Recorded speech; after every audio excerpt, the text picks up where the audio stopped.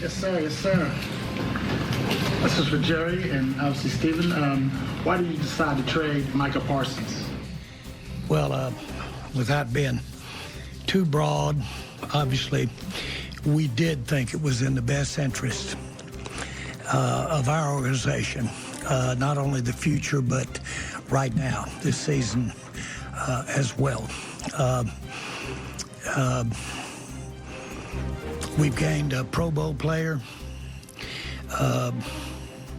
We've gained a Pro Bowl player in an area that we had big concerns in on the inside of our defense. Let me go beyond your question. First of all, I want to tell you that I really like Micah. I appreciate the 4 years that we've had him here, and he's a great player. And so we are very appreciative of the fact that he's a great player. There's no question that I could have signed him in April. And so we all know that to have agreements, all parties have to agree. But this was by design. I did make Micah an offer. It wasn't acceptable, and I honor the fact that it wasn't done in the way that he wanted to do it through an agent. So he was made an offer. There's not an ounce of vindictiveness. There's no bad feelings on my part about the fact that we didn't come together on an agreement. The facts are, and we'll cover it, I'm sure, with many of your questions, but the facts are specifically we need to stop the run. And we haven't been able to stop the run at key times. I think out of our 60 players that we would count as the actives and a percent of the practice squad, over 1/3 of those players are new.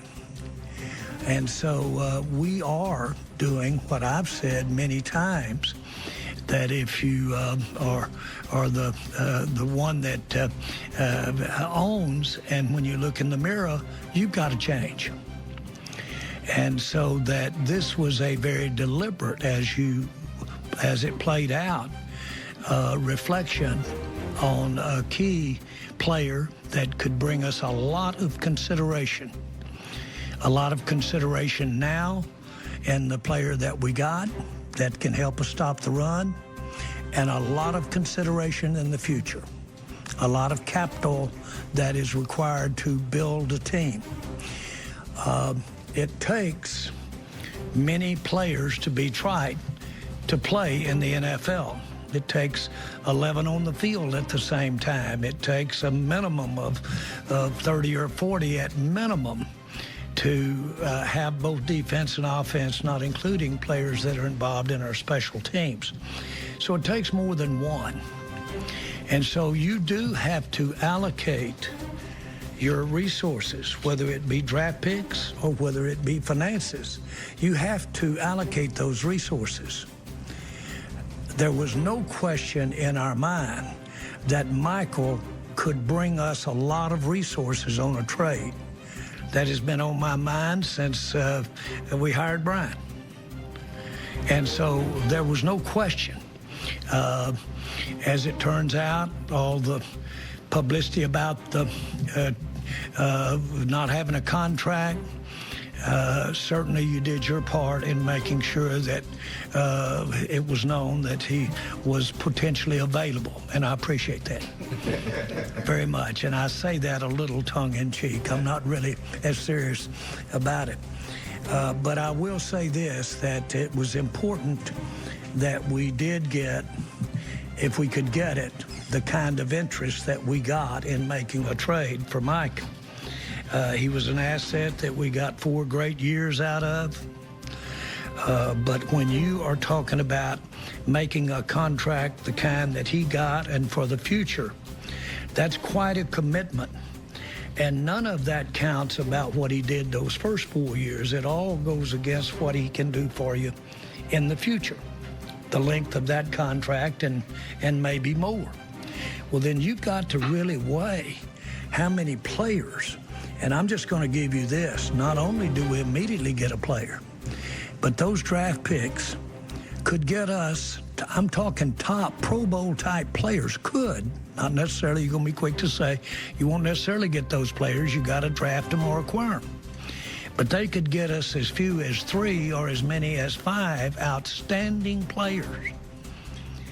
Now, not only do they contribute in a game that needs a lot of players on the field, not to be elementary, but they also give you better odds that they're going to be a high percentage of those are going to be available, just from the standpoint of attrition or from the standpoint of just sheer limit on how far one player can go.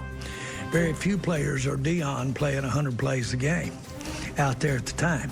So this trade was not just thought about today. This trade has been going on in our minds and our strategies and being talked about. It's been going on all spring. It culminated today, and it came quick, but that's the way things go. It does happen fast when it happens, but you've laid a lot of water. I mean, you've laid a lot of things out there on the water to make it happen. I want to be sure that our fans understand.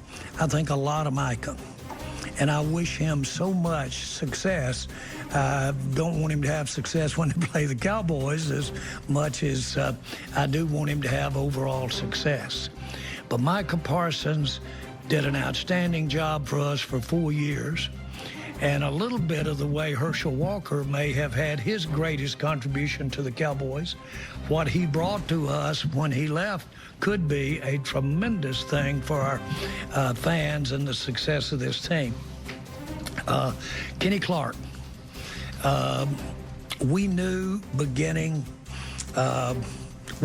knew beginning this spring that if we could pick up a top interior defensive lineman just to offset not having a pass rusher, even though it's Micah, but where we're strong is in our pass rushing depth. And we knew if we could get an interior lineman, that was at least something that would improve us right there on a top interior lineman. He comes in strong for us, and he comes in accomplished for us. And so we're glad to have him. It was a prerequisite. We went down the teams, and we only picked teams that had room on their cap that could pay Micah, and we only picked teams that had top tackles, interior tackles, that we wanted to have any dialogue with at all about a trade. That was the criteria.